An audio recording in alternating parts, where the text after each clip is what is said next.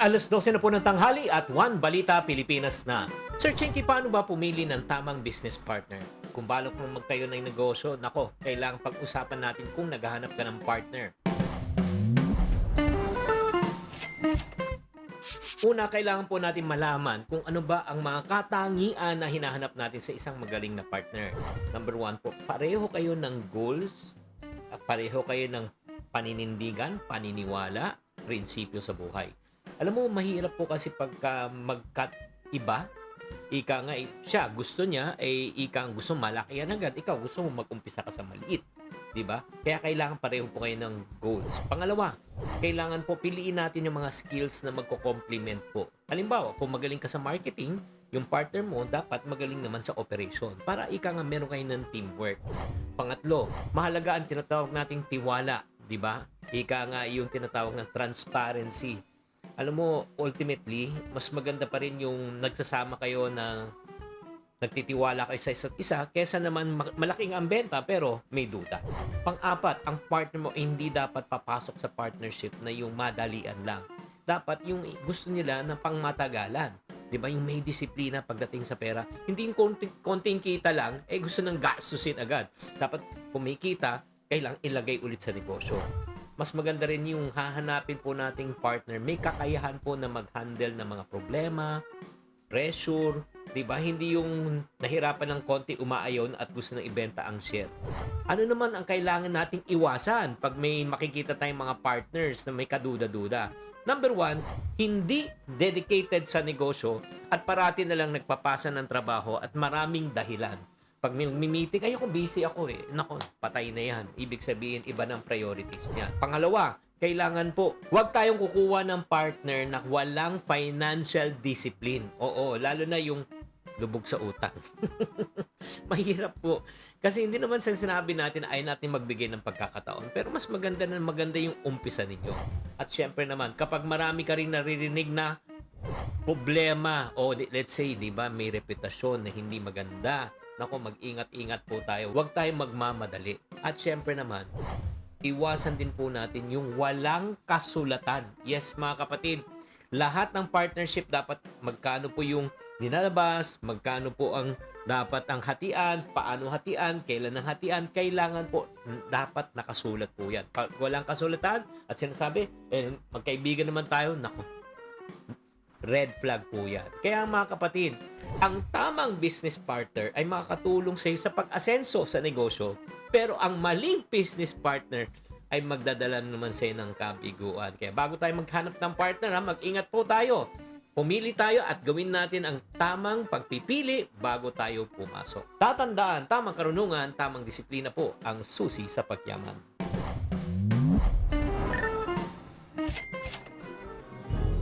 Buwan naman sa ating One Balita Pilipinas ngayong Huwebes, lumalakas ang panawagan ng simbahan na ipanalangin si Pope Francis dahil sa dinaranas nitong sakit na double pneumonia. Gaano nga ba kalala ang kanyang iniinda? Pastor Apollo Kibuloy, inaakusahan ng special treatment matapos lumabas ang video message niya sa isang pagtitipon nang hindi inaaprubahan ng korte. Sagot ng kampo ng pastor, miscommunication ang nangyari. My last instruction was not to air it because there's no court approval yet. Matapos humiling ng TRO mula sa Korte Suprema, Vice President Sara Duterte tumaas pa raw ang kumpiyansa na malulusutan ang kanyang impeachment.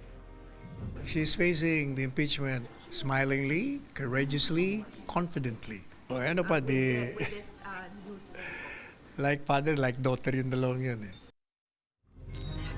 Veteranong broadcaster na si Jay Ruiz, itinalaga bilang bagong Communications Secretary kasunod ng pagbibitiw ni Cesar Chavez. At Jenica Garcia, marami raw hugot sa inaabangang teleseryeng Saving Grace, The Untold Story. Magkakasama natin siya dito sa studio live. Balitang mainit-init pa! Yan ang latest sa showbiz hinahan. Ngayong tanghalian, kasalo si Cheryl Cosset. Unang Balita Pilipinas.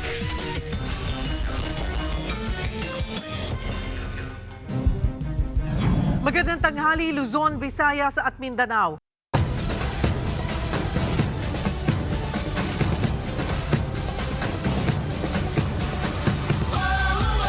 Bilang Pilipino, bilang Pilipino.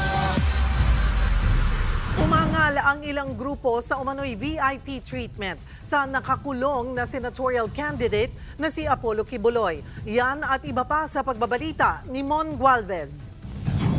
Lubos ang aking pagpapasalamat sa Ama dahil iba naman ang aking kalagayan o sitwasyon ngayon, hindi pa rin nagbago ang ningas ng ating pananampalataya at Nakakulong kaya nagpadala na ng video message si Kingdom of Jesus Christ Pastor Apollo Kibuloy sa pagtitipon ng kanilang mga miyembro noong February 9. Naipost din ito sa kanilang Facebook page na SMNI News. Pero ayon sa Pasig City Regional Trial Court Branch 159, hindi yan na-review at inaprubahan ng korte.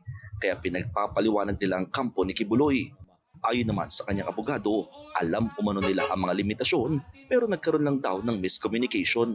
My last instruction was not to air it because there's no court approval yet. I think merong isang staff dun sa SMNI na post yung message during the service kasi parang simba nila yun eh. Air yun, and then nalaman ko na lang pagka February 10 na ata, pagka Monday, na nandun yun.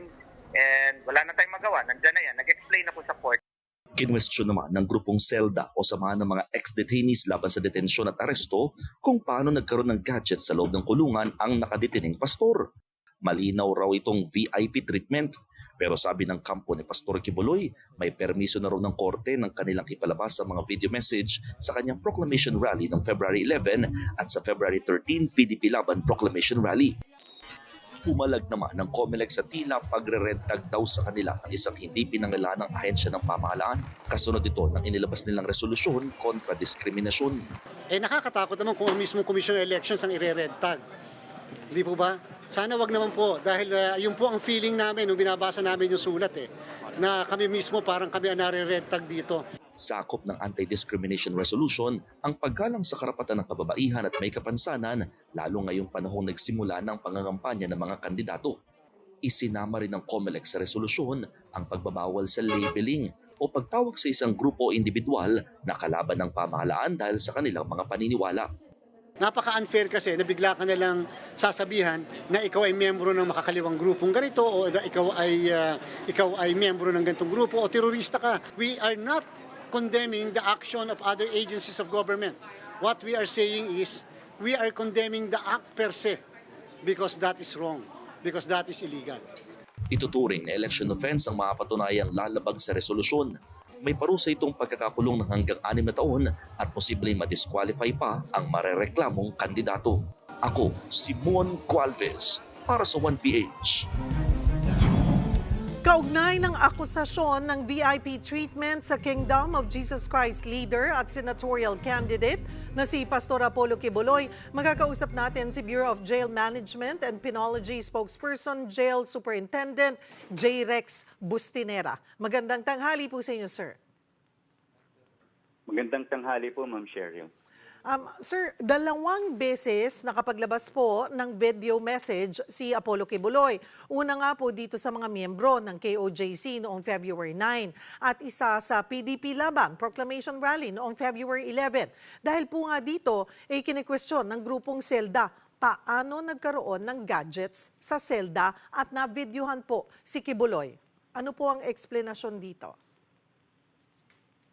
Ang matatandaan po natin, Ms. Cheryl, na siya po ay na-ospital. Nasa labas po ng ospital, sa may hospital po yun na-record yung video na yun. At ito po ay may permission ng court during that time. Ito pong court order na ito lumabas ng February 7.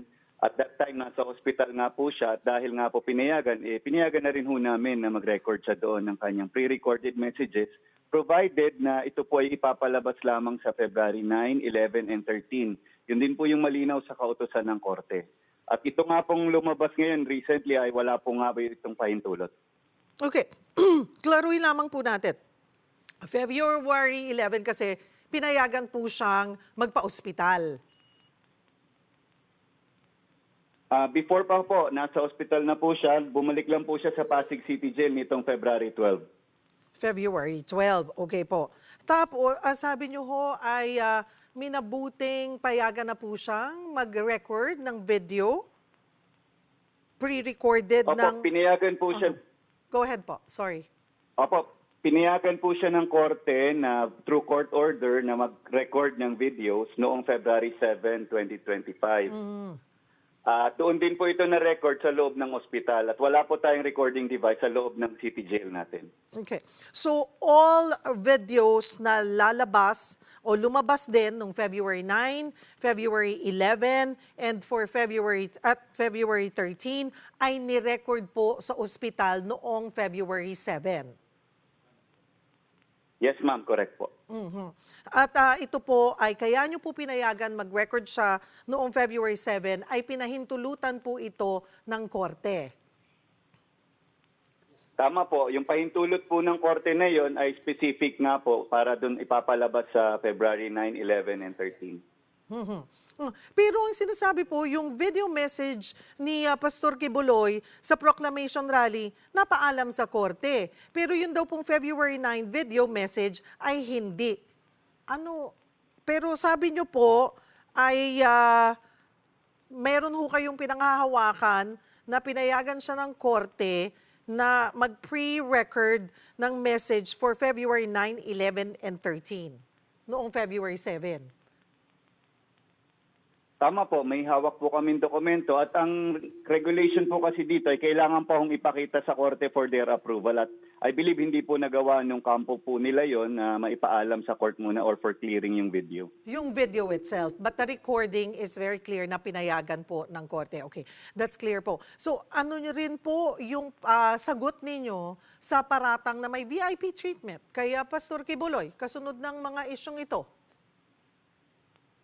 Inuulit po namin, we emphasize na wala hong VIP treatment. Pantay-pantay ho ang pagtrato namin kahit kanino. At ito pong mga nangyari nga pong ito, of course, we do not move unless may court order. Even ang kanyang pagka-ospital at pagbalik sa ospital at pag-record ng video. Ganon din po sa lahat ng mga nakakulong sa amin, ma'am. So, klaro po yan. Kinaklaro nyo po, Superintendent, na wala pong nalabag, na wala pong nagawang pagkakamali ang kampo ni Kibuloy at ng BJMP po? Sa party po ng BJMP, sumunod lang ho kami sa order na pwedeng mag-record ng video noong February 7. Ito naman hong pagpapalabas nila na walang pahintulot ng korte, talaga hong sa side na ho nila yon yung pagpapaliwanag nun sa korte. Alright. Meron po ba sila mga advance request pa na sinasabi, baka po meron ulit na humingi po sila ng permit para mag-record ulit ng video? Sa ngayon po, wala pa naman po kaming natatanggap na request o kahit anong panibagong court order. Hanggat po walang court order, pinagbabawalan ho namin yan. Dahil nga po labas-masok sa ospital, itong si Pastor Apollo Kibuloy, so far po, kamusta naman po ang kanyang kalusugan? Nakabalik na po siya ng Pasig City Jail. Nasa isang ordinaryong selda siya mula noong February 12, 2025. At sa ngayon po ay tuloy-tuloy po ang pagpapagaling niya. May mga ipinabaon naman hong gamot at of course, continuous monitoring ang kanyang health condition. When you say po ordinary cell, ilan po ang kasama rin niya doon? Yung dati pa rin po, yung 20 plus na PDL ang kasama niya ngayon. Bagamat may regular check-up lang po siya, pinapapunta po siya sa clinic every now and then. Alright. Marami pong salamat sa inyong oras and for clearing that issue, Jail Superintendent J. Rex Bustinera ng BJMP.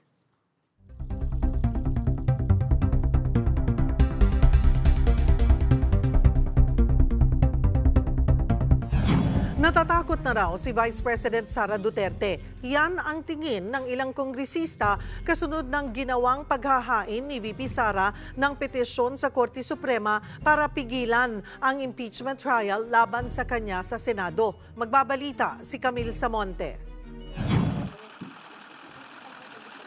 Si Vice President Sara Duterte na mismo ang kumwestiyon sa naging proseso ng Kamara sa impeachment laban sa kanya. Hiling niya sa Korte Suprema, maglabas ito ng temporary restraining order at writ of preliminary injunction para pigilan ng Senado na isagawa ang impeachment trial sa kanya. Giit ng bise, isang impeachment lang ang pwedeng ihain sa isang impeachable official sa loob ng 1 taon. Pero ang Kamara, hindi raw agad inaksyonan ang 3 naunang impeachment complaint laban sa kanya. Even as the House has the exclusive power to initiate all cases of impeachment, hindi po yun absolute. But bago mag-proceed, ang palagay ko dapat muna i-resolve yung question ng petisyon. Isa sa magiging legal counsel ni VP Sara ang kanyang ama na si dating Pangulong Rodrigo Duterte. Ayon naman sa dating legal counsel nito na si Attorney Panelo, kumpiyansa si VP Sara na malalampasan ang impeachment. She's facing the impeachment smilingly, courageously, confidently. O ano pa, like father, like daughter yung dalawang yun eh. We had dinner the other night and okay naman siya. Sa ngayon, may 3 ng petisyon kaugnay ng impeachment ni VP Sara ang nakabinbin sa Korte Suprema. Isa rito para sa mandamos na mag-uutos sa Senado na simulan na agad ang trial. Si Senate President Cheese Escudero, inihahanda na raw ang sagot dyan. Pero hanggat walang desisyon ang SC at wala silang sesyon, nanindigan siyang hindi magpapapressure. Pero sa ngayon, on the record, 1 case has been filed, 3 letters has been sent to me. Is that clamor? I don't think so. Gusto ko lang maging maingat dahil may provision sa aming rules that the Senate President shall take proper order of the subject of impeachment. Para naman kay House Senior Deputy Speaker Aurelio Dong Gonzales, natatakot na raw ang kampo ni VP Sara, kaya gusto nang pigilan ang impeachment process. Mukha raw totoo ang mga aligasyon ng korupsyon, lalo't masisilip ang kanyang bank records. Naniniwala naman ang tatayong impeachment prosecutor na si Iloilo 3rd District Representative Lawrence Defensor na hindi makikialam ang Korte Suprema sa impeachment proceedings, lalo't ito ay isang political question. Habang si Batangas 2nd District Representative Jinky Luistro nanindigang dumaan sa proseso ng Kamara ang ika-4 na impeachment complaint laban sa bise. Pinag-aralan din daw nilang mabuti ang naunang 3 reklamo. Nakabuo po tayo ng strong impeachment complaint without need of referring it to the Justice Committee because it has the support already of 1/3 of the members of the House, which allows us to transmit immediately the impeachment complaint to the Senate. Para sa 1PH, Camille Samonte, News 5. Binabati ko si Cebu Congressman Duke Frasco matapos pumirma sa impeachment laban kay Vice President Sara Duterte. Sagot naman ni Frasco, malalim ang kanyang dahilan. Magbabalita si Dale Israel. July 2024. Aminado si Cebu 5th District Congressman Duke Frasco, binabati ko siya dahil sa pagpirma sa impeachment complaint laban kay Vice President Sara Duterte. Kilalang kaibigan ni VP Sara ang asawa niyang si Tourism Secretary Cristina Gracia Frasco. Naging spokesperson pa nga ang kalihim ni VP Sara noong 2022 elections. Pero sabi ni Frasco, kung hindi kasi siya pipirma, baka mapag-iwanan ang mga proyektong nakalaan sa kanyang distrito. Di man ko gusto nga marisgo ang ato ang mga programa, marisgo ang ato ang mga proyekto no sa lungsod sa Liloang sa Tibok Quinto Distrito kung dili ko mukuyog sa kadaghanan 240 kabuok nga mga congressman. Aminado rin si Frasco na saktan siya sa hindi umano pagtulong ni VP Sara sa kanyang asawa nung binabatikos ito sa Love the Philippines campaign. Ang masakit, kalapit pa raw ni VP Sara ang ilan sa mga online personalities na nanguna sa pambabatikos. Nitawag si Cristina nga to ni VP Sara, pwede ba nga mahangyo nimo imuhang mga kanang kauban, mga social media personalities nga hinay-hinay lang o daot no sa pamilya sa nga sa toa kay total kauban raman ta. Ang pong ni VP Sara atong panahon na di siya kapugong sa kaning mga social media personalities niya. Makaraan pa ang isang buwan, biglang binisita ni Duterte ang kalaban ng mga Frasco sa distrito, ang mga Durano ng Cebu.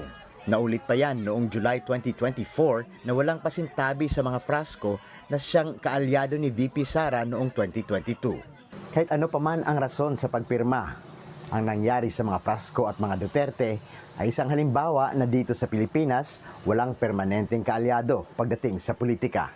Dale Israel, One News, Cebu.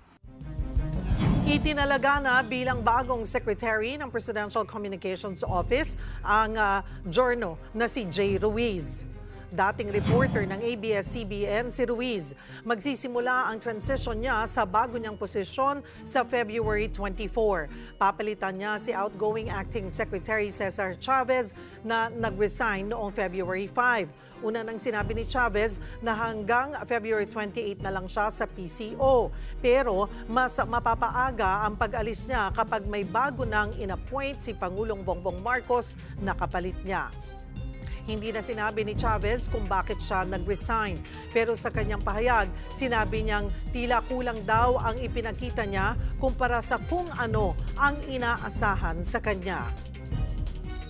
Susunod, ano nga ba itong sakit na double pneumonia na tumama kay Pope Francis? Pag-uusapan natin. Northport Batang Pier player na si Fran Yu nagsorry na raw matapos manakit ng kagawad sa Maynila na sinitan siya matapos pumarada sa no parking zone. At Sing Talkers ng singgaling na sina Queenie Mercado at Gab Pascual magkakasama natin dito sa studio live. Yan at iba pa sa pagbabalik ng One Balita Pilipinas.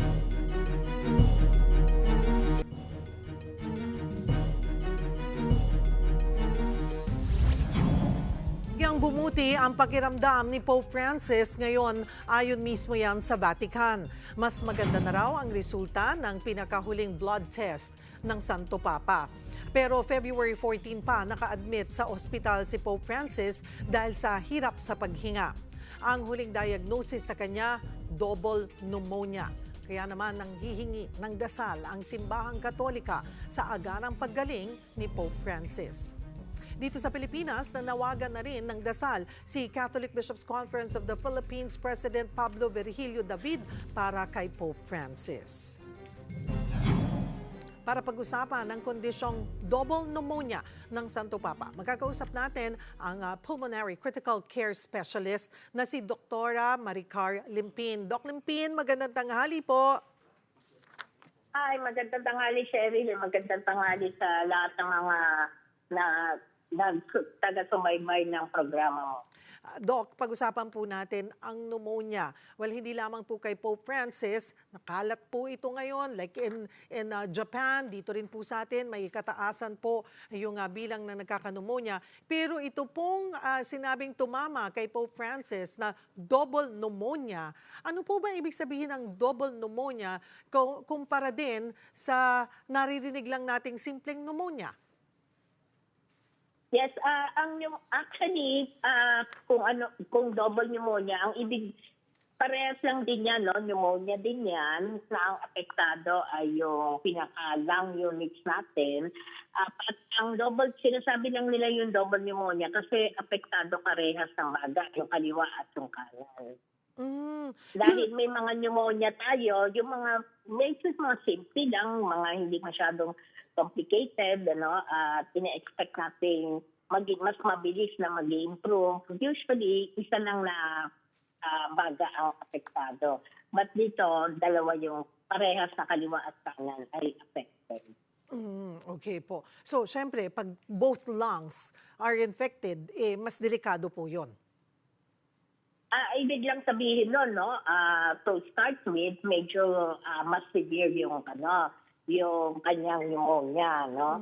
And ito yung mga tipo ng pneumonia na talagang kailangan bantayan ng mabuti para sa ganon masiguro natin na hindi lumala, no? Kasi may mga pagkakataon na mas lumalala pa yan at na magiging dahilan na yung pasyente ay mailagay makabit sa isang respirator, no? O kaya pwedeng mag-progress pa yan, bumagsak ang blood pressure at pwedeng mamatay ang pasyente dito.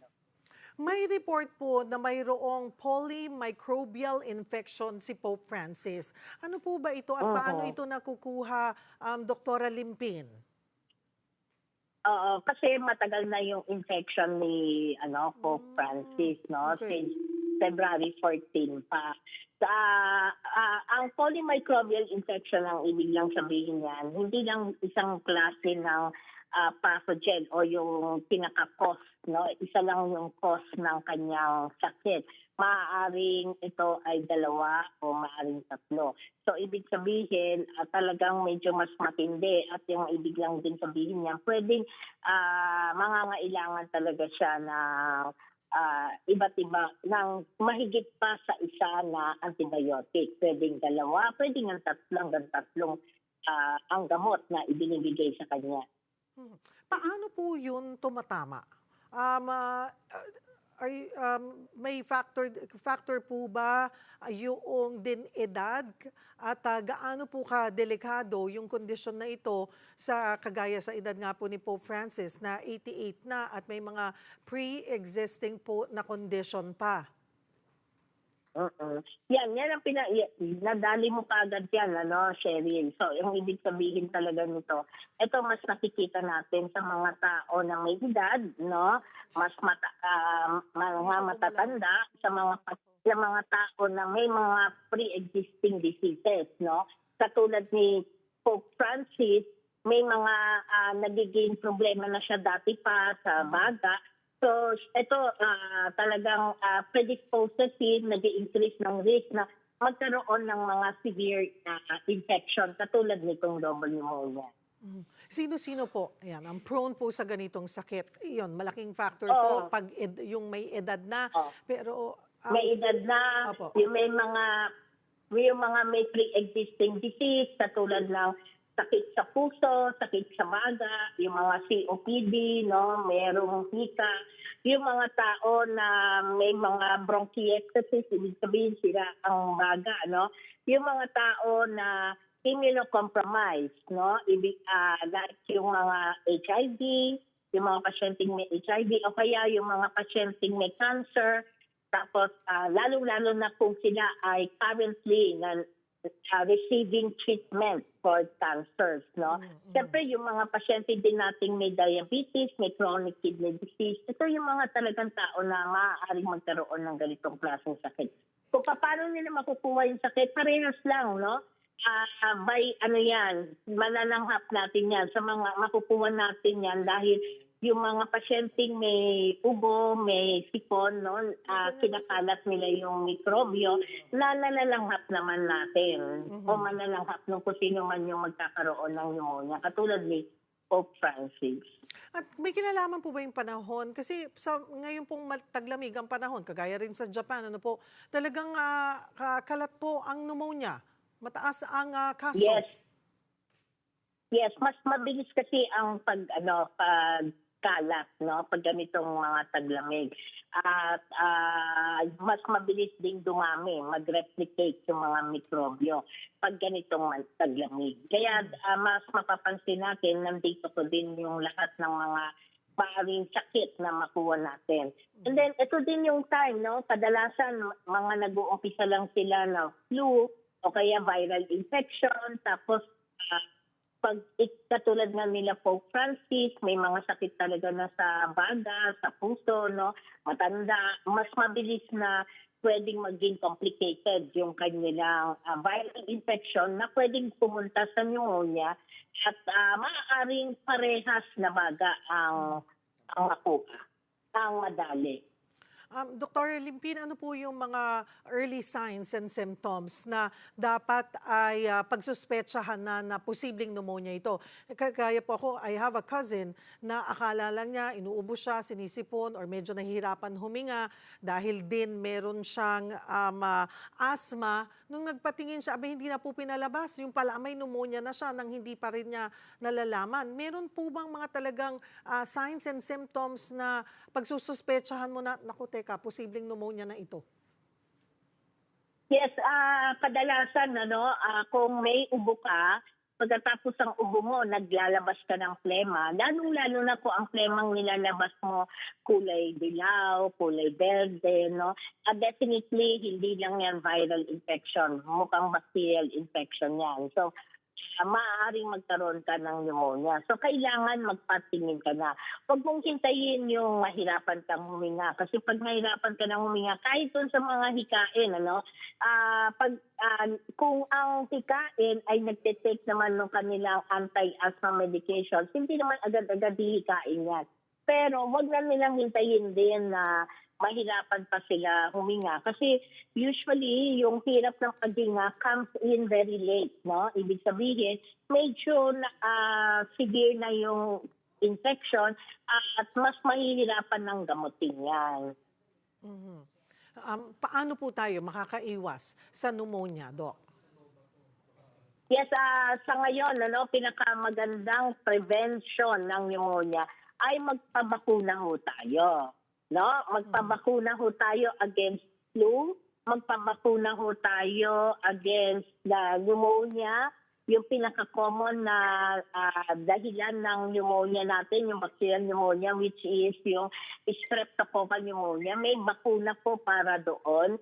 Dalawang klase ang makukuha ho ninyong dapat na bakuna for streptococcal pneumonia.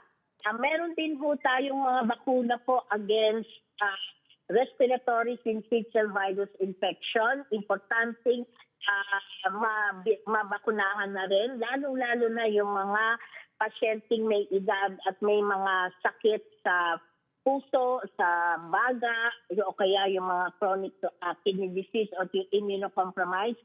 Kasi yung respiratory syncytial virus infection nagpo-cause din ng severe infection na pwedeng tumuloy-tuloy sa pneumonia at pwedeng maging dahilan ng pagkamatay o ma-admit sila sa ospital. So itong pinaka-the best talaga na may prevent natin ay sa pamamagitan ng bakuna. Bakuna. Sino po at anong edad na pwedeng magpabakuna, Doc? Yes, lahat ng mga nabanggit ko, pinaka-importante, magpabakuna yung mga 60 years old and above. So, kailangan po yan, 60 years old and above. Yung mga tao na meron pong sakit sa puso, lalo na yung heart failure, yung mga tao na merong diabetes, yung mga tao na may chronic lung diseases, maaaring hikayan, maaaring COPD, yung chronic obstructive pulmonary disease, maaari ding may bronchiectasis sila. Yung mga tao na may chronic kidney disease, lahat po yan kailangang magpabakuna. Kasi sila po ang talagang at high risk na magkaroon ng severe infection. Marami pong salamat sa inyong oras, Pulmonary Critical Care Specialist, Dr. Maricar Limpin. Nananawagan ng tulong ang mga magulang ng isang bata sa Samar. Pinakamalalang klase kasi ng cerebral palsy ang tumama sa bata. Para bigyan ng mukha ang balita, Mobile Journal, Yeda Pascual. Doble dagok ang dinaranas ng mag-asawa sa Basay, Western Samar dahil ang kanilang anak may napakatinding sakit.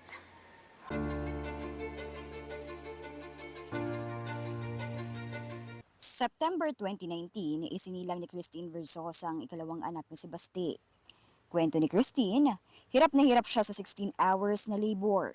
Nangingitim ang sanggol ng ilabas. Pero pinauwi pa rin daw sila ng ospital at sinabing wala namang problema. Yun nga lang makalipas ang 1 linggo, inatake ng seizure si Basti. Pagbalik nila sa ospital, ito ang sinabi sa kanila. Nung nagle-labor pa lang po ako, ma'am, may factor na talaga na naubusan na ng oxygen. Yun po yung nakita po sa mga test po ni Baby Basti po. Ngayon labas-masok sa ospital si Basti at panay therapy ang inaatupag. Ang sabi naman ngayon ng doktor, may spastic quadriplegia cerebral palsy na kasi ang bata. Ang pinakamalalang uri ng cerebral palsy kung saan apektado ang halos buong katawan at mukha ng pasyente. Dobleng dagok ito, lalo't 1 taon pa lang bago ipinanganak si Basti, namatay din ang panganay na anak ni Christine dahil sa sakit sa puso.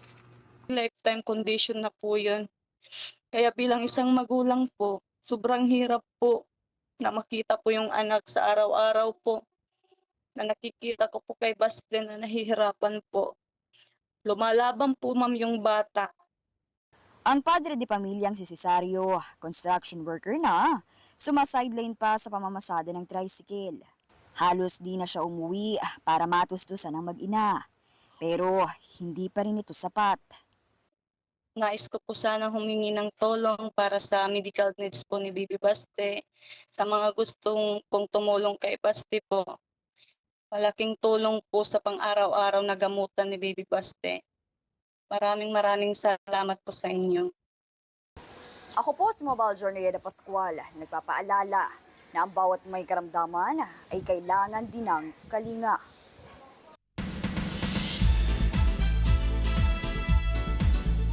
Hola mga kapatid, hakataw na po sa pagbabalik, di ba? Ang original video kay Kantawanan ng Bayan ng Singaling at ang magiging sing-talker sa sina Quinay at Gab Pascual. Pero syempre, bago po yan, live na live po na makakasama natin si Quinay at si Gab dito sa studio! Hey, hello, Miss MJ! Oh my gosh, nakaka-excite kasi alam naman natin ang daming aabangan sa Singaling. Pero isa na rin kayo doon, di ba? Kamusta ang camaraderie so far? Ano bang aasahan natin sa Sabado? Okay naman po. Siyempre, nandun pa rin talaga yung kantawanan sa Singaling. Hindi mawawala yan. Lalo na nandun sina Miss Ethel, sina Ate Donita. So, ayun, abang-abang. And siyempre, yung pampremyo ng Singaling. Ay, oo. Grabe. Balita ko, lumevel up. Naging 100K from 50K.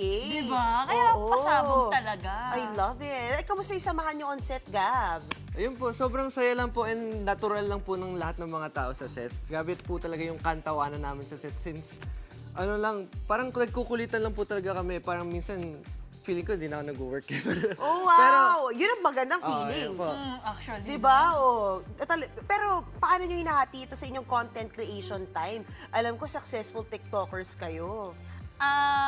Ako po, syempre, meron pa rin pong taping ang Himala ni Nino. Oo nga. Scheduling din po talaga, time management. So, mahalaga po yun.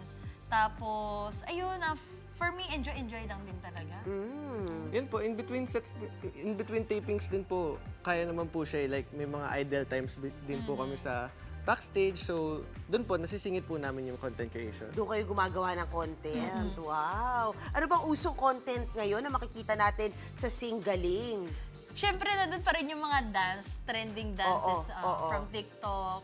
Tapos, yung mga gimmick, ayan, abangan nyo yung mga pag-gimmick natin sa Singaling. I love it. Sa mga sing-testants. Sino favorite mo doon sa mga juke bosses natin at mga sing-master? Talagang pinapakinggan mo? Ako po, ang favorite ko po na joke boss si Miss Nina. Oh! Miss Nina, no? Naku, senti ka pala. Yun yung mga kanta mo. Ikaw naman, Quinay. Ako, ano talaga, si Sir Ray talaga ako. Ay, oo. Kasi napakaganda talaga ng mga songs. Ibang level, oo. Talagang stands the test of time. Pero syempre, bago yan, talagang i-promote na muna natin ang Singaling dahil March 1 na. Oo, March 1 na yan, mga kapatid. Kaya naman tumutok na kayo this coming March 1 po.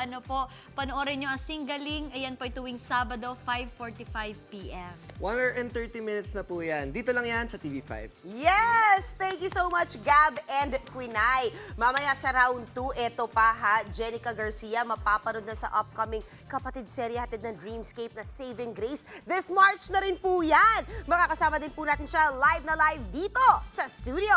Abangan!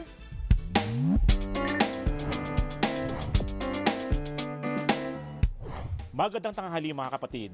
Sa unang pagkakataon sa Philippine culinary history, nagsimula nang mag-ikot ang Michelin Guide sa mga restaurant dito sa Metro Manila at Cebu. Yan ay para maghusga kung ano mga kainan ang dapat nabigyan ng prestiyosong Michelin star. Ikaw kapatid, anong mga pagkaing Pinoy ang dapat matikman ng Michelin critics? Tara samahan niyo ako at magtatanong tayo dito. I think po pinakbet. Bakit? Kasi yung pinakbet, it's a combination of meat, seafood, and syempre vegetable. So I think po, you can put a lot of twist. Depende na po sa locality, sa culture. Parang it's a blend of culture and taste. Yung palate po dun din ma-identify yung citizenship ng isang tao. Kasi, Filipinos are parang considered cosmopolitan, so the citizen of the world. So you can vary the taste using the same ingredients po. Yun po. Ano po? Suman.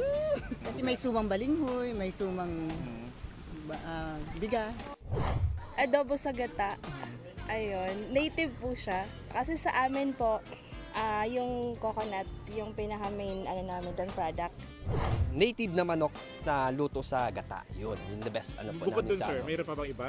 And then, yung mga seafoods na po, like manakla, yun po. Ako inyong hani ng bayan, ang tunay at nag-iisang pantanggal umay sa pananghalian.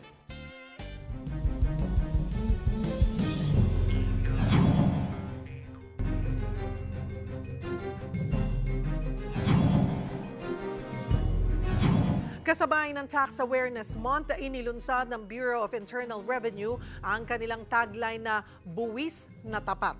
Para sa detalye, magbabalita live mula sa Pasay City si Rainiel Pawid. Rainiel, tungkol saan ang programang ito? Cheryl, nandito nga tayo ngayon sa Maila Pavilion sa may Pasay City para sa pag-arangkada ng tax campaign ng Bureau of Internal Revenue. Inaasahan na malalampasan nila yung halos 3 trilyong tax collection noong 2024 na pinakamalaki nga sa loob ng halos 2 dekada. Dito sa kick-off ng South NCR, inaasahang dadalo si Commissioner Romeo Lumagi. Ayon kay Director Ed Tolentino, isa sa mga tututukan nila ang mga tax evader. Isama na rin umano ang lumalalang kaso ng mga establishmento na gumagamit ng pekeng resibo.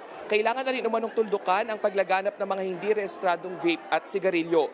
Ang makukolektang buwis, may paglalaan ng mga programa. Ayon sa Malacanang, kabilang sa mga pupupondohan umano nito ang konstruksyon ng lampas 1.1 million na bagong paaralan, 190,000 kilometers ng daan at 167,000 rural health facilities.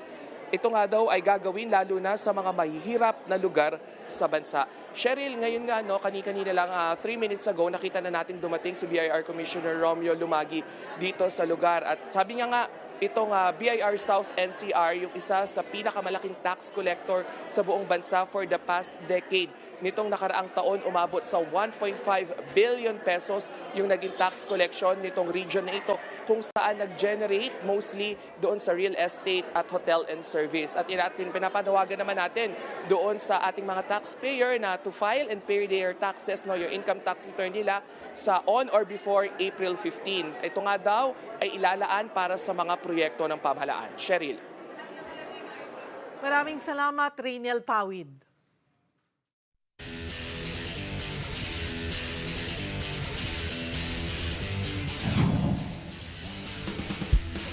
Nagtagisan sa sports ang ilang ahensya ng gobyerno sa MMDA Cup Executive League. Para bigyan ng mukha ang balita, Mobile Journal, Denise Valdez-Sancho.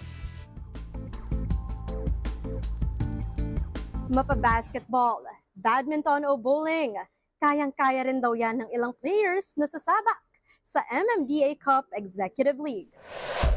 Ngayong taon, mga bossing ng iba't ibang ahensya at LGUs ang bida sa ikalawang MMDA Cup.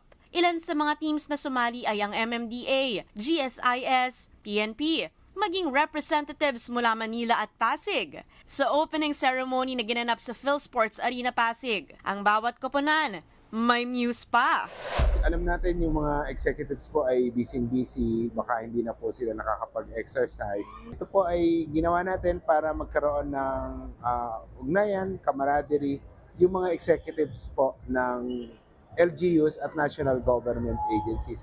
Magkakilala, mag-promote ng healthy lifestyle through sports. Nag-tip off na rin at unang nagtapatan sa basketball ang Pateros at Department of Agriculture. Aba, nakadalawang overtime agad. Sa weekend naman nakaschedule ang bowling at badminton. Hoping ang tournament director na si Coach Pido Harencio na mas marami ang sumali sa susunod na taon. Siguro by next year, yung second nagkaroon tayo ng executive league, baka marami na nagsasali. Kasi yung ibang government agency at LGUs medyo nag-hesitate pa. Tulungan ng mga LGUs and NGAs. Yun naman talaga most and foremost na objective. Exciting to kasi safety din may mga executive. Ngayon na sila nagkita-kita ng mga LGUs executive din, di ba? Pagka nagkita-kita sila sa opisina, nagkatulungan, madali lang ang usapan. Mobile Journal, Denise Valdez-Sancho po, hatid ang mukha ng balita. Humingi na raw ng paumanhin si Northport player Fran Yu sa kagawad na kanyang sinaktan sa Maynila. Ang ugat daw niyan, parking sa motor. Magbabalita si Ian Suyo. Martes ng tanghali nang mag-park ang lalaking nakamotor na yan sa tapat ng Barangay Hall sa Barangay 350 sa Maynila. Dumiretso na agad siya sa isang kainan. Isang lalaking nakadilaw naman ang pumasok sa parehong establishmento. Paglabas ng dalawa, pareho na silang may kasama pang iba. Dito na nagkaroon ng komosyon. Nahulog sa gutter ang nakadilaw. Saka biglang lumapit ang isa pang lalaking naka-blue, nakagawad pala ng barangay. Dito na mas uminit ang diskusyon at nagkasuntukan na nga. Natigil ang tensyon pero dumating ang lalaking nakaputi na tatay daw ng rider at dito na muling nagkasuntukan sa tapat ng barangay. Ang lalaking rider, nakilalang si Northport Batang Pier Guard, Fran Yu. Dito sa bahaging ito, nagpark ng motor ang Northport player na si Fran Yu. Pero ayon sa barangay, ang espasyong ito ay para lamang sa barangay patrol at mga emergency vehicles ng barangay. Kaya nga merong malaking placard na nakalagay dito sa harap mismo na sinasabing no parking. Kwento ng tanod na sumita kay Yu, simula pa lang daw ay pinagtaasan na siya ng boses nang sitahin niya ang PBA player sa pagpark ng motor. Sumagot pa yung isa, hindi nyo ba kilala yung kinakausap nyo? Dahil may kasama po siyang isa eh. Hanggang sa nagkaanoan na po, hanggang may nagpakilala na pong kagawad at chairman, hanggang nagkabangayan, hanggang itinuturo sa kanila yung no parking, ayaw pa nilang tanggalin yung motor. Natigil na raw sana ang tensyon pero mainit daw ang entrada ng tatay ni Yu. Yung tatay niya naman, talagang parang galit na rin. Eh wala, silang dalawa nagdiskusyonan dyan sa may labas. Hanggang nagka-anuhan, binura yata ng ginanon niya eh. Ganon. Nung tatay ni basketballista. Tinulak niya si yung anak niya eh. Hanggang yung kaya nasuntok si Kagawad Vic eh. Yung nagkasapukan sila. Nagtamo umano ng mga sugat sa mukha ang kagawad na si Vic Ferales. Nagkausap naman daw ang magkabilang panig, ngunit desidido ang kampo ng kagawad na maghain ng kaso kung hindi sila magkakasundo. Ang PBA naman, iniimbestigahan na ang kinasangkutang gulo ni Yu. Titignan ko muna yung video at kakausapin ko si Frank Yu kung paano na, kung ano talaga nangyari. So, aalamin ko muna. Tumanggi nang magpa-interview si Fran at ang kanyang ama. Para sa 1PH, Ian Suyu, News 5. Round 2 na po tayo na showbiz. Grabe, excited na ako dahil malapit na mapanood sa Free TV ang mas mahaba, mas kompleto na version ng Saving Grace series at makakasama natin dito live sa studio. Huwag kayong magalit. Role lang niya yon. Si Jenica Garcia na gumanap bilang ang nanay ng batang bida. Pero bakit nga ba, Jenica? Akala ko ba intentional mother ka sa inay ko po? Nilagay ko siya sa sako. Bakit? Paano mo nagawa yun? Kaya nga, hindi ko alam din. Talagang nakikinig lang tayo sa ating direktor at mga writer. Salamat naman at nakapunta ako dito. Uy, salamat na Thank dumating you ka. very Sobrang na-miss ka namin, pero talagang cheering for you from afar. Kami lahat dito, syempre sa 1PH. Pero gusto ko lang sana sabihin, in real life, alam naman natin gano'ng ka-doting na ina si Jenica Garcia sa kanyang dalawang anak. Diba? So, ano yung paghahanda mo kay Sarah no? Nung nakita mo yung script? Teka lang, isisilid ko siya sa sako yung bata. Ano ba to? Kanina lang pinag-uusapan namin ni Kuya Ron, yung EP namin, tsaka si Ate Kat, na dito sa programa na to, hindi ko na lang ginamit yung utak ko. Talagang pinagkatiwala ko na ng buong-buo kay Direk FMR kasi siya naman yung nakakakita kung ano yung dapat, paano yung, ano yung kailangan acting na makita, emotion na makita. So, nakinig lang tayo. Oh my gosh.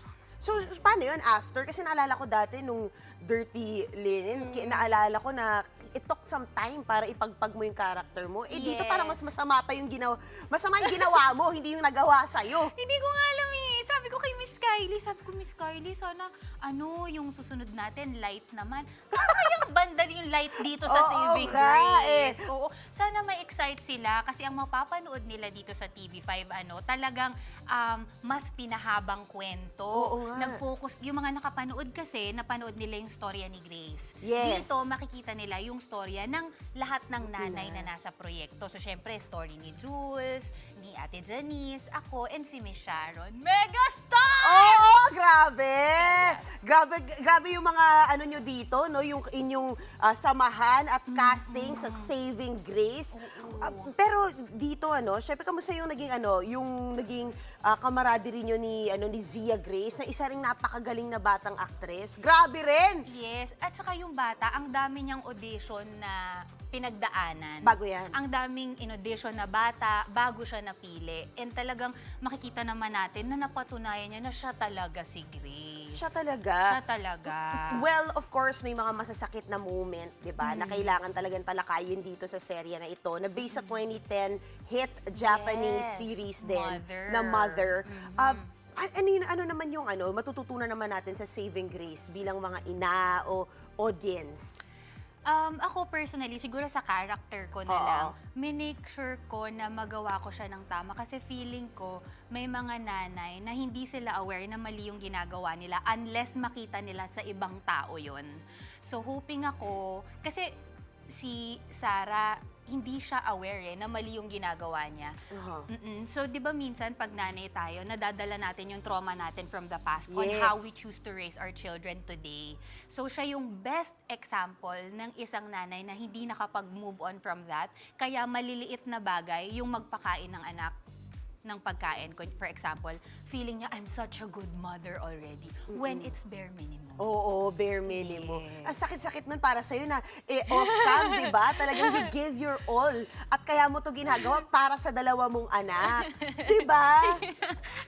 Oo. Ayaw to ng mga listeners mo sa inay ko po. Hindi nila gusto to. Hindi, pero syempre, yung acting mo doon ang aabangan talaga at ng lahat. Salamat But please po. invite everyone. Dahil ang lapit, parang 2 weeks from now, tama ba? O a week and a half. March 3. March 3, malapit na malapit na. Ito na nga po mga kapatid, andito na po ang kwentong magpapakita ng iba't ibang uri ng pagmamahal. Malalaman natin kung paano nga ba nasusukat ang pagiging isang mabuting ina. Ngayong Marso po, buong-buo nyo na pong mapapanood ang kwentong dumurog sa puso ng bawat Pilipino. Mas makikilala nyo na rin po ang mga ina sa buhay ni Grace. Saving Grace, The Untold Story. Kasama ko po dito syempre ang bida natin, Julia Montes.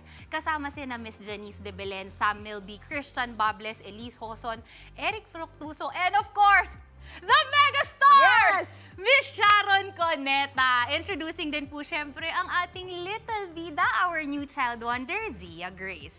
Directed by F.M. Reyes and Dolly Dulu. Ngayong March 3 na yan, 9:30 p.m. sa TV5. Wow! Aabangan namin! Yay! 5 times a week. Yes. March 3 na po, Saving Grace.